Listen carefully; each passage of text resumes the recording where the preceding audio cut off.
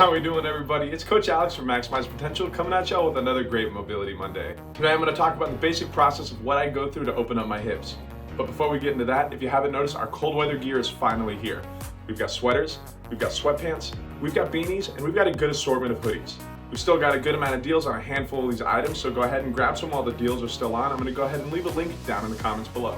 Today I'm going over some basic hip openers. So let's go ahead and jump right into it.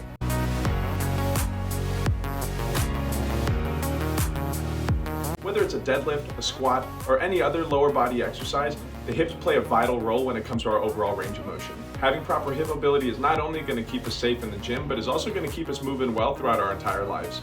Let's head out to the gym and I'll show us exactly what we're going to be getting into.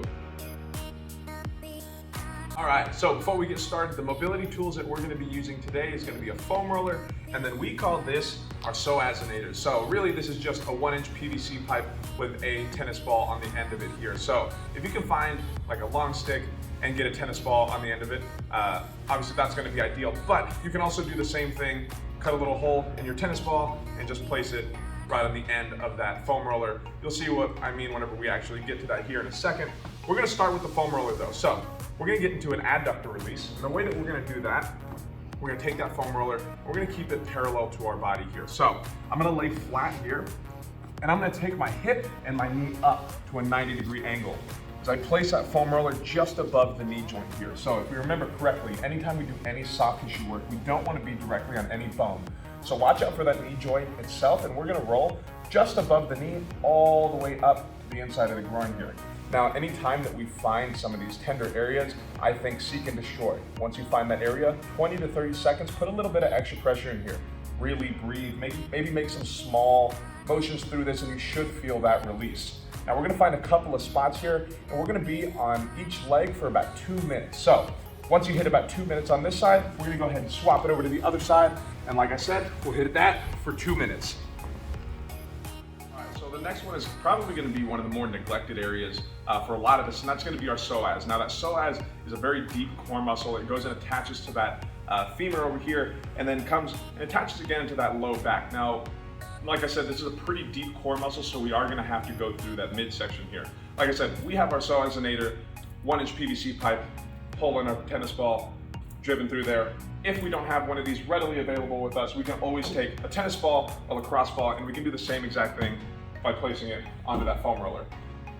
You'll see what I mean once we get into this. So I'm gonna go ahead and take that. And if we have some elevated steps, like we could go on a second step, maybe take it a little bit higher if that foam roller isn't quite as long. So taking this here. Now the way that we're gonna find the psoas, the side that we're gonna want to roll into, we're gonna take that foot slightly back. Now, we're gonna take our thumb and find that hip bone. So right at the front here, it's called the ASIS, A-S-I-S. So just that anterior location here, and then the other finger right on that belly button. Now, we're gonna find the midpoint in between here.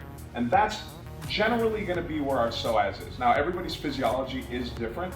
So this is gonna be a little bit higher up on the general location. So if you're not feeling too much over here, go about 1 inch or so just below that, and it should be just off to the side of that ASIS.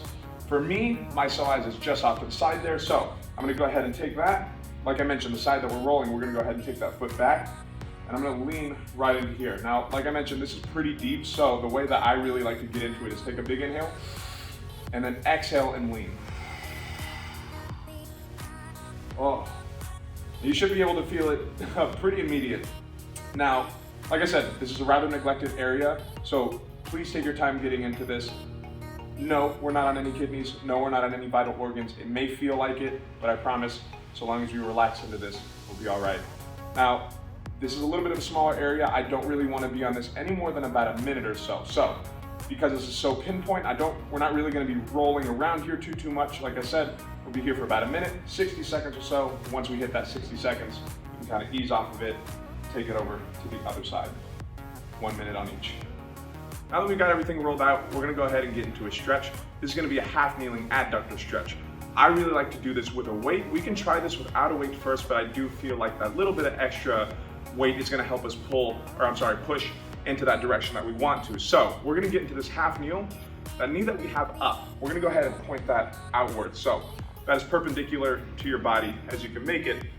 Like I mentioned, I like for us to take a little bit of a weight. We're gonna hold that about chest level, or we can hold it down low. Now what we're gonna do is lean into that knee here. Now, we should be getting a pretty good stretch into the inside of that adductor here. Deep groin stretch here. I'm gonna make this nice and active, nice and dynamic. So I'm gonna hold this for a couple of seconds, maybe 3 to 5, and then come right back off of it. I like to do about 3 sets of 5 on each side. So once I get about 5 or so, I like to swap sides. This is really, really good for before we get into any exercise. Really great, dynamic, primes the muscles for that exercise. Like I said, 3 sets of 5 or so on each side. So this next one that we're gonna get into, now that those adductors nice and awake, nice and stretched out, we're gonna get into an elevated pigeon. So with an elevated pigeon, we're gonna go ahead and find somewhat of an elevated surface, like a low tabletop. We're gonna go ahead and take that foot, and we're gonna keep it parallel with that wall in front of us here. Now, we're gonna go ahead and take back that back foot and lean, bring that chest forward. Now, what I don't wanna see is that arch in that upper back. We don't ever bend at the waist in our lifts, so why are we gonna do it in our stretches? So keep that chest nice and tall as we lean forward here. We should feel a pretty good stretch in that glute. So that knee that we've got up here should feel it pretty good in that glute.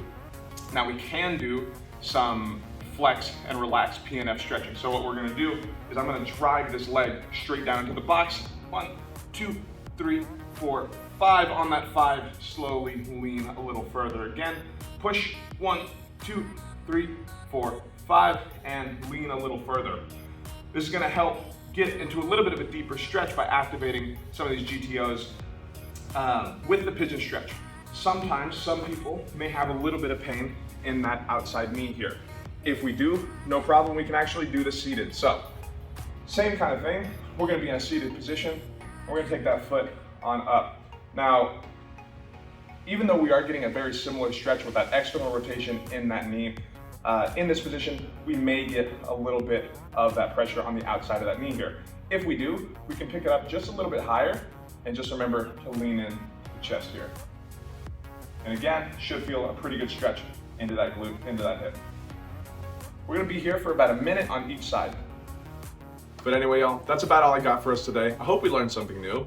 Don't forget, our cold weather gear is here. We still have deals going on these, so go ahead and grab some while those deals are still on. Remember, y'all, this is always a conversation, so don't forget to leave a like, comment down below with something that you learned, any questions that you may have, or suggestions for future content that you want to see. But other than that, I'm Coach Alex. Y'all be good, drink some water, and I'll see y'all in the next one.